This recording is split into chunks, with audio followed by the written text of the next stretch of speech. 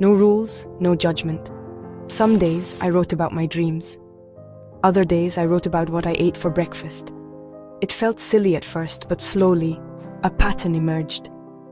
I started to see my own thoughts on the page, separate from the noise of the world. It was the first time in a long time that I had truly listened to myself. After a few weeks of writing, I took another small step. I started taking myself on dates. Every Saturday I would do something by myself that I had always wanted to try. One week, I went to an art museum and spent an hour staring at a single painting. Another week, I took a pottery class and felt the simple joy of creating something messy and imperfect with my own hands. I walked in the park without my phone, just noticing the way the sunlight filtered through the leaves. These small adventures were just for me. They were my way of showing myself that my own company was worth keeping and my own interests were valid. Food became another path to myself. For years, I had eaten what was quick and convenient, never paying much attention to the experience.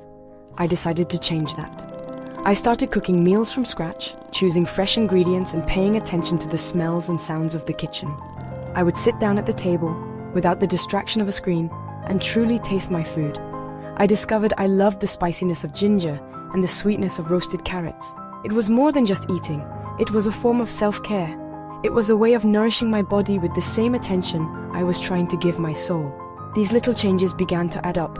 They were like small stones dropped into a still pond, creating ripples that spread outward. I started saying no to things that I did not want to do. I unfollowed social media accounts that made me feel inadequate.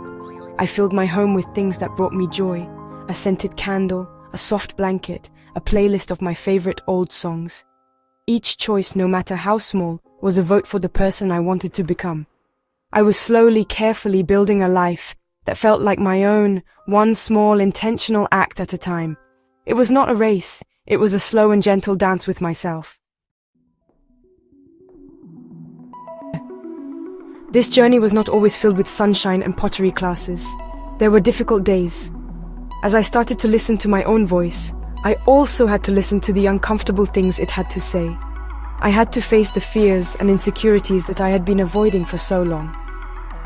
One of the biggest challenges was loneliness. As I spent more time with myself, I realized that some of my old friendships were based on the person I used to pretend to be. Letting go of those connections, even though they were no longer right for me, was painful. It felt like I was cutting ties with parts of my past.